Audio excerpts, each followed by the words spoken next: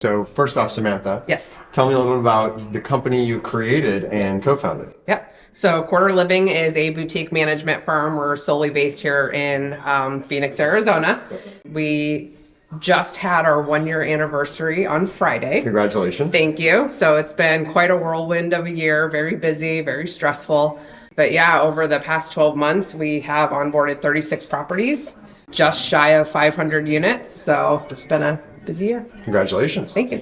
And so you talked a little bit, and we were talking a little bit about the strategy. So you have a few different arms of the company, is that right? And a few different focus? Yeah. So we started off just doing the boutique management style or the boutique properties. And then we are just now starting to get into like the single family market. So we do have a couple single family homes under management. Sure. And then eventually we would like to break into the larger sector and have some of the larger properties under management as well. Great. I asked you about your superpower. Can you share a little bit about your superpower and what you think, you really enjoy? Yeah, I think it's the people piece of it. I have been very fortunate in my career to have a lot of really great mentors. And I think that allowed me to identify the type of people that I want to bring in to my team and my circle, kind of my tribe of people, and identifying kind of like what's going to make that person successful. And so I've made a lot of hires actually in like the restaurant industry. I found that translates really well to multifamily. Yeah. But it's just being able to read the people. It's, I'm always going off my gut instinct when I meet somebody, whether they're going to be a good fit or not. Been very fortunate to see a lot of the people that I've brought up in the industry over the 20 plus years I've been doing this that are now VPs at companies. So it's very, very rewarding to see. Very cool. So tell me a little about the challenges of founding a company and going to market and having that vision, versus reality. Yeah, I think, there's a lot of people that have like visions or like the want to do something like this and they just don't know how to execute. I've been very fortunate in some of the positions that I've held in key leadership positions. So I kind of had an idea of how I wanted this to look, how I wanted it to run.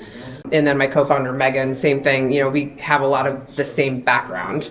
So we just put our heads together and we're like, let's do it. We put it out on paper and, I think the hardest thing is executing, and we just kind of went for it. So. And what's something that right now that people can help you with? What are you, looking for or optimistic for 2025? Maybe that our audience can help you with. I don't know. Better interest rates. Okay.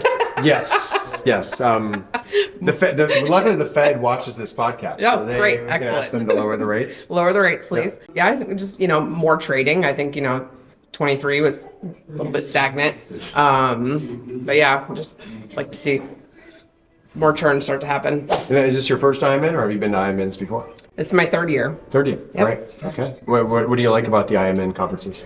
Some of the topics that they cover are very beneficial. Like I really enjoyed the AI one yesterday. Yep. A lot of like really great information. Like we use ChatGPT, but I didn't realize that you could add in all of these other things. So I think that's going to be a key focus for us for 2025.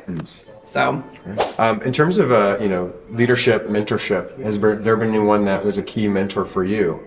Yes. In your career, maybe a couple people, and you want to call them out. Yeah, Angela Wheeler. Okay. She was probably like one of my best mentors that I've ever had. Kind of that girl boss mentality, and she, I think, pushed me out of my shell. And people laugh when I tell them this, but like 10, 15 years ago, if you would have met me, I was very shy, timid, like no confidence. And she somehow elevated me out of that. And I saw what she was, like how she was able to communicate, just like her overall aura of a person. And I wanted to be just like her. And so yeah, Angela Wheeler, I love you. I miss you. Awesome. Very nice. Well, thank you for coming to spend some time with us. Thank you. Yeah. I appreciate it. I look forward to hearing your podcast when you launch it. Yes, thank you. All right. Very exciting. Cheers.